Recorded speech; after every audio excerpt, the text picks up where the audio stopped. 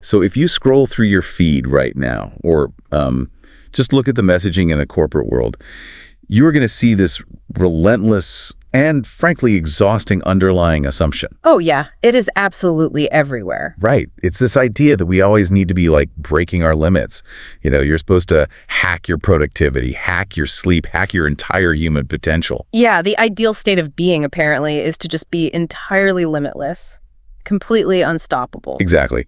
But what if we have that completely backward? I mean, what if the exact limitations you are spending so much time and energy and money trying to obliterate are actually the most valuable things about you?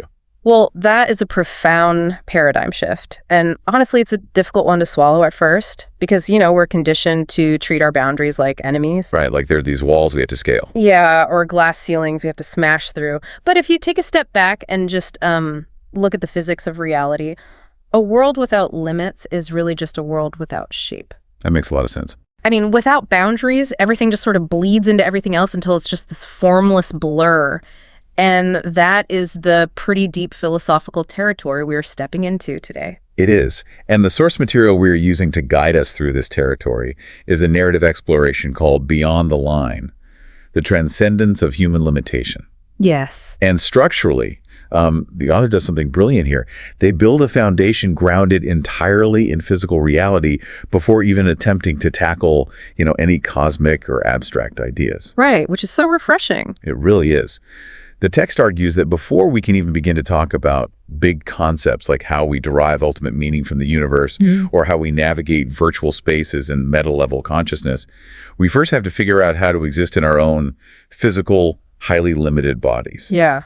You have to understand your own edges before you can understand anything else. Exactly. And that is a crucial starting point because, we tend to want to skip the limitations of the body and the mind and just jump straight to enlightenment. But the text forces us to slow down. So our mission for this deep dive is to sort of unpack the text's central argument, which is that human limitation is not a flaw. Right. It's not a bug in your operating system that you need to fix. Exactly. It is actually a vital gateway to meaning and compassion and spiritual maturity. So let's unpack this. Well, we can jump right into the setting the author provides, which actually does a lot of the heavy lifting for the philosophy here. Yeah, set the scene for us. So there are three characters. You have an older uncle acting as a guide, a vulnerable nephew actively searching for answers, and a highly analytical character named Roger. Right. And they are standing by a lake at sunset. But the author doesn't just describe the water as flat. The text notes it is deliberately calm, as if teaching stillness. Deliberately calm, which immediately sets the tone right. We aren't hacking anything here. We aren't running drills. We are just observing. Right, and you literally cannot observe a boundary clearly if the waters of your mind are violently churning with, anxiety about all the things you aren't achieving. Oh, wow. That's so true. So the uncle uses this profound stillness to introduce a foundational lesson on how a human being actually interacts with a boundary. The nephew asks him outright, how does one cross the line? And our modern instinct would scream that the answer is effort. Right. Like, you want to cross the line. You push harder. You wake up at 4 a.m. You build a bridge. Yeah, exactly. Hustle culture. But the uncle counters that completely. He says you cross a boundary not by forcing it, but by recognizing it. By recognizing it. Right. He argues that what truly limits you is not the boundary itself, but your misunderstanding of what the boundary is for.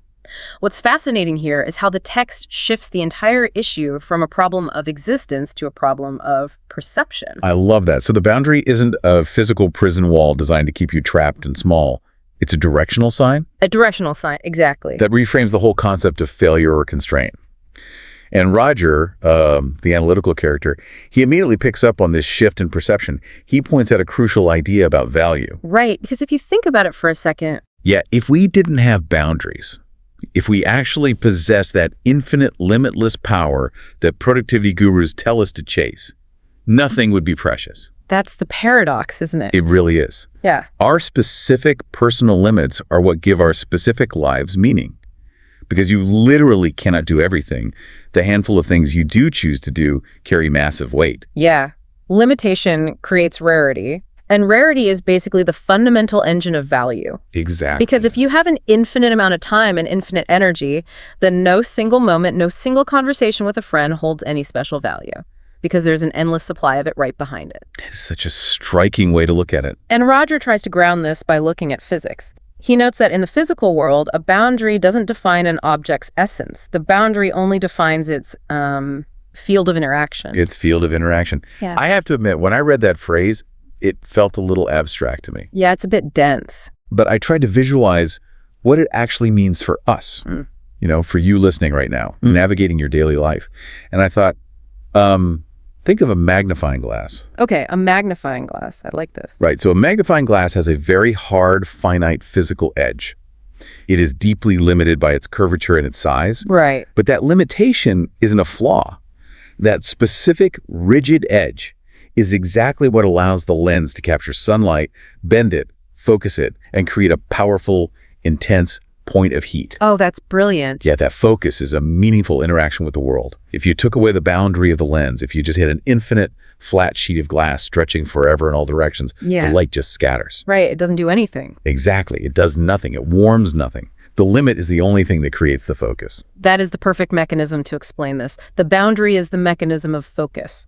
And the uncle affirms this logic in the text. When Roger mentions the field of interaction, the uncle smiles and says, exactly, the human boundary is the possibility of awareness. The possibility of winning. Yeah. Wow. Yeah. Without the boundary of your specific body, your specific mind, your specific background, there is no awareness. There is no you to perceive the world. Because your limits are the very tools of your perception. Precisely. I mean, it is an incredibly empowering way to view our constraints when we are talking about physics and sunlight. Right.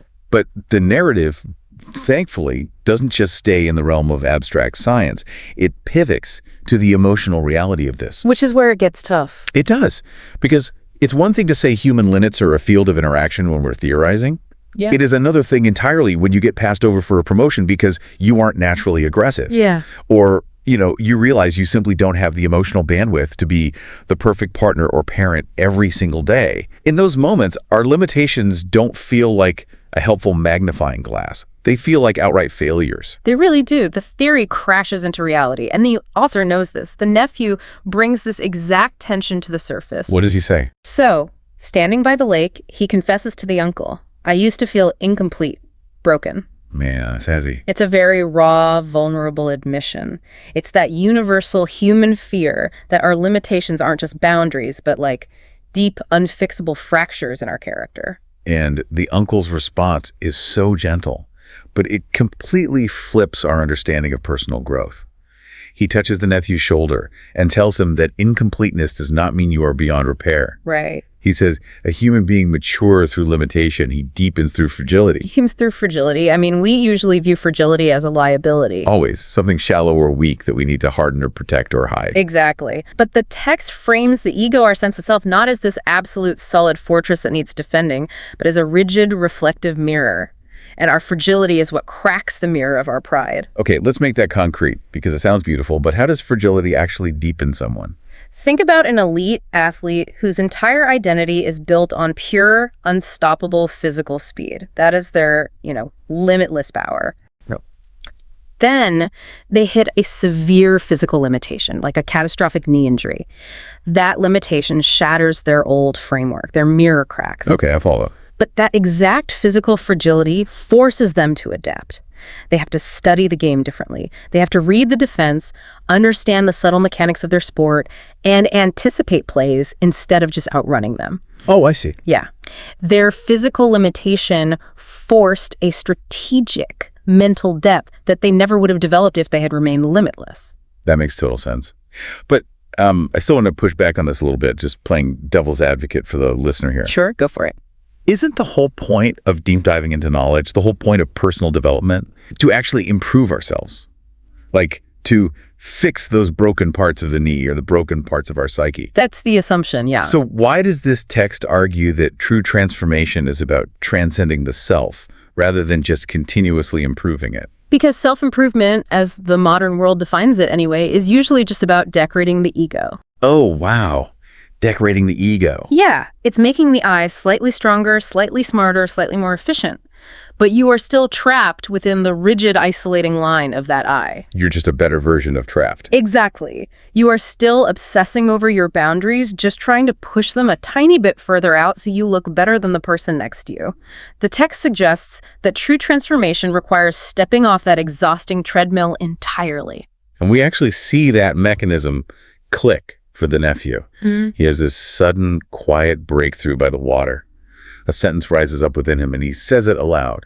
He says, "I am a line, but I am not the one who draws it." And that realization is the hinge of the entire philosophy. I am not the one who draws it.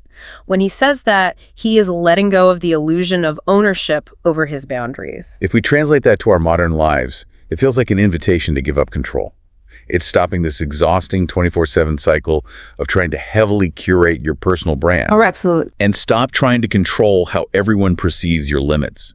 It's accepting the raw materials, your weird quirks, your actual skills, your finite energy levels that you were given, rather than fighting them. And the uncle confirms this. Roger asks if true transformation means going beyond our whims and desires. And the uncle agrees, noting that transcending yourself doesn't mean you become some omnipotent god. It doesn't mean you overstep your place in the universe. Actually, the one who transcends becomes gentler, more precise. They stop fighting their own nature because they realize their limited, rigid line is just a tiny shadow cast by something infinite. Okay, here's where it gets really interesting, because the author uses this fleeting visual imagery right at this moment to hammer the point home. As they're talking about this, a bird flies over the lake. I love this part. And the bird's reflection draws a sharp temporary line across the surface of the completely still water. And then, as the bird passes, the reflection just vanishes. The nephew watches this and points out how momentary the line was. Right. He recognizes that the rigid line, the ego, is just a temporary projection. It isn't the reality of the lake itself. Exactly. And this is where the uncle delivers what I think is maybe the most disruptive thought in the whole deep dive. He says, truth does not extend the line. Truth dissolves it. Let's contrast that with our earlier idea of self-improvement. Let's do it. If self-improvement is about extending the line, trying to make your temporary reflection on the water longer, wider, more impressive to other people, then the uncle is saying you are entirely missing the point of existence. Yeah. When you encounter actual truth, you realize the rigid boundary of the self was an illusion to begin with. The fierce protection of your ego dissolves into the greater reality of the water. I mean, I love that concept, but it raises an incredibly practical question. Which is? If truth dissolves the rigid line of the ego, what happens to us on Monday morning? Right. I mean, we don't just physically disappear into a mist. How do we step back into our daily lives, our corporate jobs, our messy relationships, if our ego is dissolved? It's a fair question, and the text anticipates this. It moves the narrative to the final day of their camp, and the setting completely shifts. Right, the sunset. Yes. We get a setting sun, and the author describes a golden path stretching across the lake. It's not a rigid line anymore, but it's not formless light either. It is a bridge, a transition. And it represents the transition from accumulating knowledge to practicing wisdom.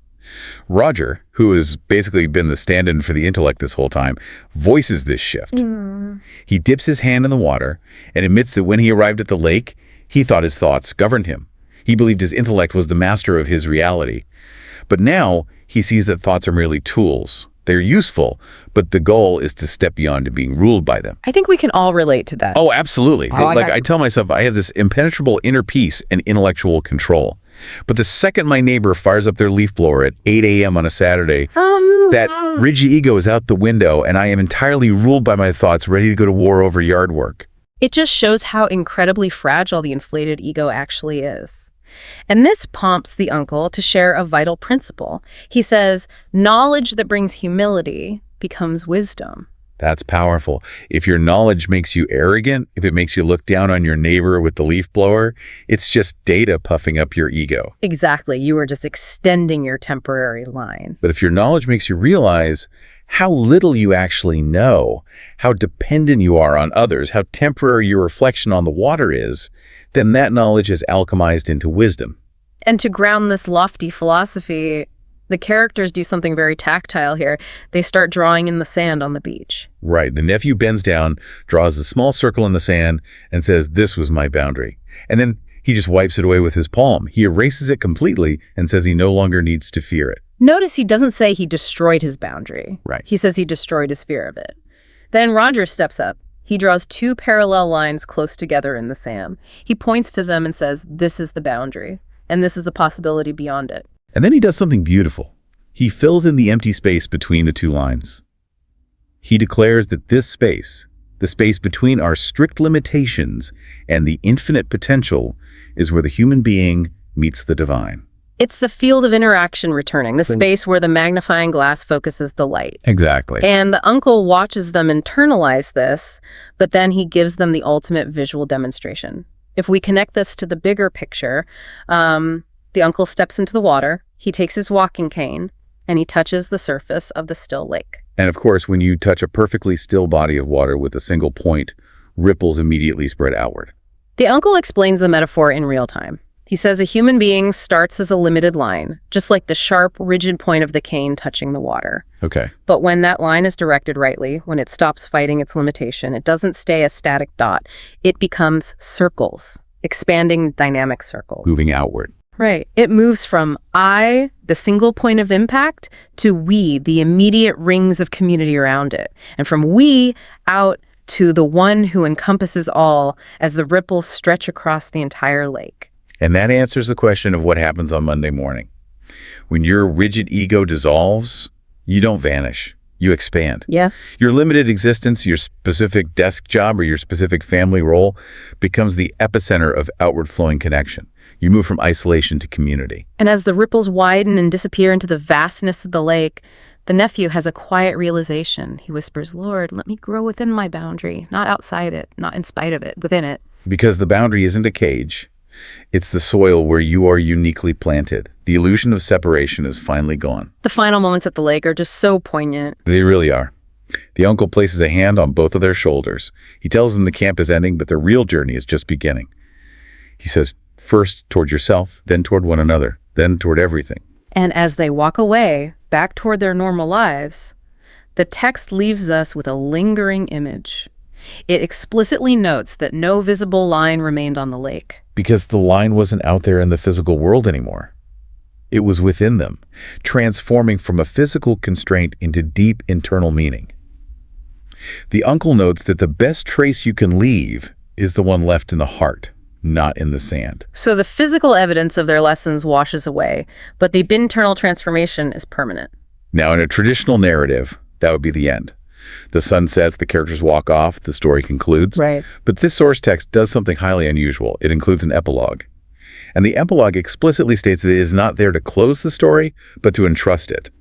It says, this story does not end here. It only grows quiet. It's a brilliant meta-narrative technique. The author breaks the fourth wall and speaks directly to you, the listener. Which is pretty rare for this kind of text. It is. The text argues that some journeys aren't completed just by being told to you. They are completed by being entrusted to you. The lake they stood by is going to become a different water in your life. The boundary will manifest differently in your own career, your own relationships, your own heart. I love how the author frames this. Yeah. They write that if this text didn't give you a neat, tidy answer, don't be troubled. Perhaps it left you with the right question. Yeah. We live in a world where we consume content like fast food. Yeah. Constantly scrolling for the quick life hack, the 3-step solution to our complex grief or our burnout. But this text asks you to do the exact opposite. Yes. The author explicitly writes, if at any moment you paused, if you carried a thought instead of consuming it quickly, the path has opened. The path has opened. The goal of this deep dive isn't to give you an absolute doctrine to memorize. It is to open a path for you to walk. The writer withdraws, the words withdraw, and what remains is simple. You walk. You observe. You interpret your own limits. The human being is a limited line, but when he knows his line, he may transcend it. So, what does this all mean? It means the exact things you have spent your life trying to hide or biohack away. Your natural limits, your eccentricities, your fragilities, they are not obstacles preventing your growth. They are the instruments required for it. Exactly. Which brings us all the way back to the magnifying glass. Right, the focus. Yes.